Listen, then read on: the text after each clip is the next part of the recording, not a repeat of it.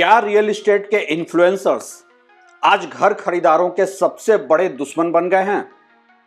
क्या property influencers के तौर पर बिल्डर्स को मिल गया है एक ऐसा लीगल लूप होल कि वो अपनी हर जिम्मेदारी से बच निकलें इनके सहारे झूठे दावे करके?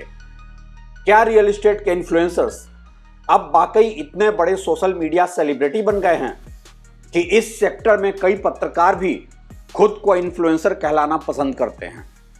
आखिर है भी कोई ऐसी लक्ष्मण रेखा जिसे पार करने की इजाजत किसी भी प्रॉपर्टी इन्फ्लुएंसर को होनी ही नहीं चाहिए?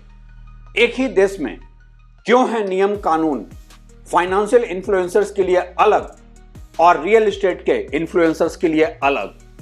आज सारे ही प्रॉपर्टी इन्फ्लुएंसर्स के हैं क्लियर कॉन्फ्लिक्ट ऑफ इंटरेस्ट और नहीं है कोई डिस्क्लेमर कि रिव्यू के नाम पर वो पैसे लेकर कर रहे हैं रियल एस्टेट प्रोजेक्ट्स को प्रमोट। क्या सिर्फ इसलिए कि कोई प्रॉपर्टी ब्रोकर कैमरा पर आकर अच्छा बोल सकता है, लोगों को गुमराह कर सकता है, तो वो इन्फ्लुएंसर बनकर जैसे चाहे वैसे फ्रॉड बिल्डर्स और फंसे पड़े प्रोजेक्ट्स को भी बेच सकता है बिना किसी नैतिक या कानूनी जिम्मेवारी के?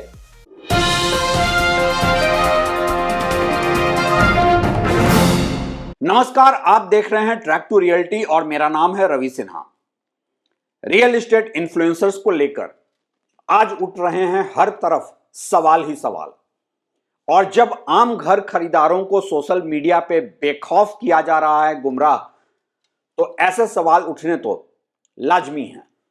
मैंने एक डिटेल्ड वीडियो पहले भी बनाया था प्रॉपर्टी इन्फ्लुएंसर्स के ऊपर कि कैसे रियल एस्टेट में ब्रोकर्स ही इन्फ्लुएंसर बनकर गुमराह करते हैं आम जनता को, कैसे उनके ऊपर कोई रेगुलेटरी चेक है ही नहीं, और क्यों जरूरी है एक लीगल और नैतिक बाउंड्री जो यह सुनिश्चित करे आम जनता के लिए कि कौन है ब्रोकर और कौन है इन्फ्लुएंसर। जहां तक मेरी समझ कहती है, इन्फ्लुएंसर्स किसी भी बिजनेस के वो नॉलेज बेस्ड एक्सपर्ट होने चाहिए जो कि आपको मार्केट का एक ब्रॉड डायरेक्शन समझा सकें और बता सकें कि अभी मार्केट कैसा है और इन्वेस्टमेंट के लिए ठीक है या नहीं, कौन से लोकेशन में क्या अच्छा है और क्या बुरा, अलग अलग बजट के घर खरीदारों के लिए क्या है सही सलाह, और सबसे जरूरी बात यह कि ये स्पेसिफिक इन्वेस्टमेंट एडवाइस सिर्फ किसी भी बिजनेस के रजिस्टर्ड इन्वेस्टमेंट एडवाइजर को ही देने चाहिए, और साथ में डिस्क्लेमर भी होना चाहिए कि कहां और किस तरह का उनका कॉन्फ्लिक्ट ऑफ इंटरेस्ट है। वो जिस प्रोडक्ट की एडवाइस दे रहे हैं कहीं वो खुद भी उसमें इन्वेस्ट कर रहे हैं या नहीं। आप इन्फ्लुएंसर बनकर कुछ भी अनाप शनाप एडवाइस नहीं दे सकते हैं, किसी को भी प्रमोट नहीं कर सकते हैं, किसी भी प्रोजेक्ट को बेच नहीं सकते हैं खुद को एक्सपर्ट और डोमेन स्पेशलिस्ट बताकर। आमतौर पर सेबी ने फाइनेंशियल इन्फ्लुएंसर्स के लिए ऐसी ही गाइडलाइन बना रखी है, जहां मार्केट चढ़ेगा या गिरेगा जैसे ब्रॉड सब्जेक्ट पर तो कोई भी बात कर सकता है, मैक्रो इकोनॉमी पे बात कर सकते हैं, लेकिन स्पेसिफिक स्टॉक या म्यूचुअल फंड की एडवाइस देने के लिए आपको सेबी रजिस्टर्ड इन्वेस्टमेंट एडवाइजर होना होगा, और साथ ही हर एडवाइस में अपने कॉन्फ्लिक्ट ऑफ इंटरेस्ट का डिस्क्लेमर भी देना होगा। अब सेबी का ये गाइडलाइंस कितनी शिद्दत से फॉलो होता है ये एक अलग ही बहस का विषय हो सकता है, लेकिन हां, एक लक्ष्मण रेखा तो है ही, एक रूल ऑफ लॉ है जहां आपकी गलत और मिसलीडिंग एडवाइस से आहत कोई भी व्यक्ति आपको चैलेंज भी कर सकता है कानूनन। और कई मौकों पर सेबी ने फाइनेंशियल इन्फ्लुएंसर्स पर क्रैकडाउन भी किया है, पेनाल्टी भी लगाई है। कम से कम फाइनेंस में एक रेगुलेटरी फ्रेमवर्क तो है ही इन्फ्लुएंसर्स को लेकर, लेकिन रियल एस्टेट तो ऐसा लगता है कि एक फ्री फॉर ऑल बिजनेस है। जैसे कि कोई भी चाय वाला, पान वाला, दूध वाला कोई भी अचानक से बिल्डर बन जाता है, वैसे ही कोई भी अचानक से ब्रोकर बन सकता है। और समस्या इसके बाद शुरू होती है जब वो कैमरा पर आकर लोगों को स्पेसिफिक इन्वेस्टमेंट एडवाइस देने लगता है, हर उस प्रोजेक्ट में खरीदने की सलाह देता है जहां कि उसका एक क्लियर कॉन्फ्लिक्ट ऑफ इंटरेस्ट है। या तो मिले हैं पैसे प्रोजेक्ट को प्रमोट करने के एवज में, या फिर वो खुद उस प्रोजेक्ट का ब्रोकर है। लेकिन ना तो यहां कोई रेगुलेटरी लगाम है उसके ऊपर और ना ही कोई डिस्क्लेमर दिया जाता है कि वो प्रॉपर्टी इन्फ्लुएंसर दरअसल उस प्रोजेक्ट को बेचने की बात कर रहा है सेल्स एजेंट के तौर पर। और यही बना देता है प्रॉपर्टी इन्फ्लुएंसर्स की दुनिया को एक ऐसी काली दुनिया जहां मकसद बस एक ही है, किसी तरह फंसाओ घर खरीदारों को। आखिर ये घर खरीदार तो इन प्रॉपर्टी इन्फ्लुएंसर्स को सब्जेक्ट मैटर एक्सपर्ट समझकर इनकी बात सुनते हैं ना। ये प्रॉपर्टी इन्फ्लुएंसर्स को लेकर आज एक बार फिर मैं सवाल इसलिए उठा रहा हूं कि महाराष्ट्र में कुछ कंज्यूमर ग्रुप्स ने रेरा से यह मांग की है कि इन प्रॉपर्टी इन्फ्लुएंसर्स को रेगुलेट किया जाए, क्योंकि ये ऐसे भी प्रोजेक्ट्स को बेच रहे हैं जिसका कि रेरा रजिस्ट्रेशन नंबर भी नहीं है, या फिर कुछ प्रोजेक्ट्स का रेरा लाइसेंस भी कैंसिल हो चुका है। अब रेरा ब्रोकर्स के लिए तो एक रेगुलेटर के रोल में रहता है, चाहे ये थ्योरी में ही हो ना कि प्रैक्टिकल। लेकिन ये रियल एस्टेट इन्फ्लुएंसर्स रेरा के दायरे से सिर्फ इसलिए बच निकलते हैं कि freedom of speech and expression का मामला है और वो खुद को डिस्क्लेमर देकर बताते हैं नहीं कि वो दरअसल ब्रोकर्स हैं।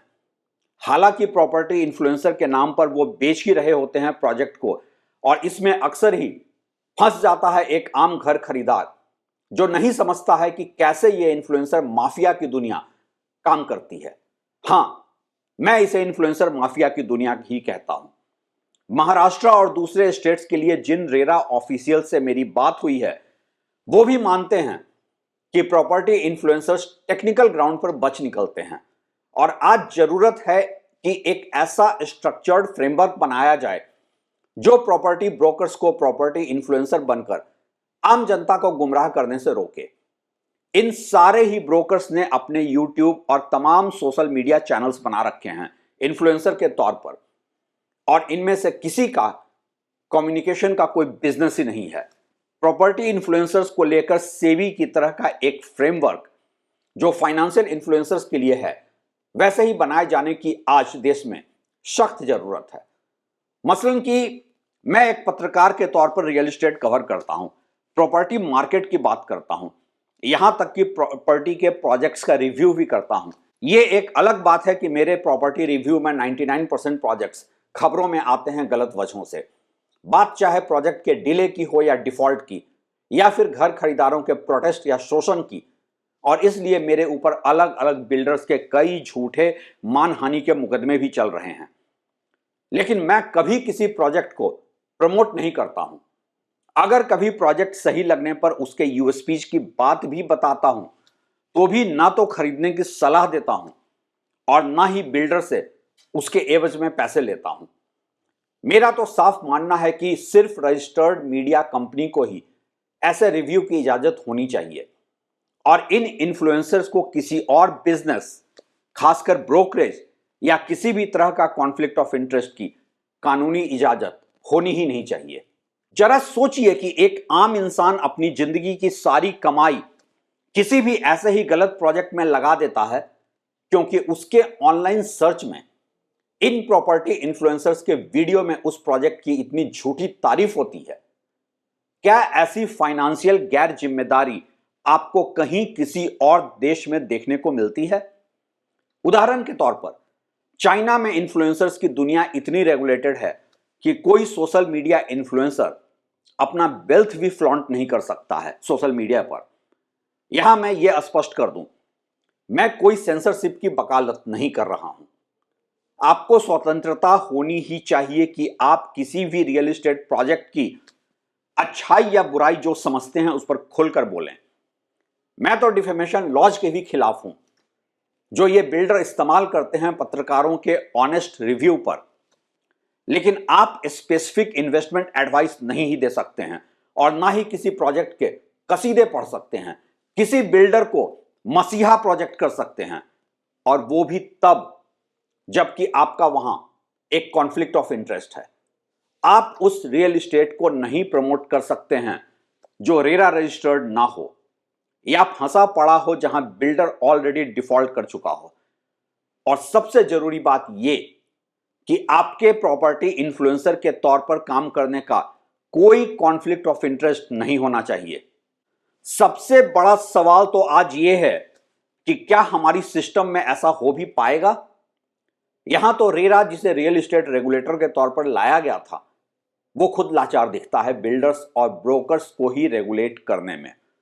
तो फिर कौन करे रेगुलेट इन प्रॉपर्टी इन्फ्लुएंसर्स को। महाराष्ट्र के इन कंज्यूमर ग्रुप्स का प्रॉपर्टी इन्फ्लुएंसर्स के खिलाफ आवाज उठाना काबिले तारीफ है, और मैं चाहता हूं कि हमारे ऑडियंस में भी लोग ऐसे ही आवाज उठाएं। मैंने तो पहले भी आवाज उठाया था और हमेशा ही गलत के खिलाफ आवाज उठाता रहूंगा, और कहते रहें ये प्रॉपर्टी इन्फ्लुएंसर्स मुझे निगेटिव इंसान। सत्यमेव जयते।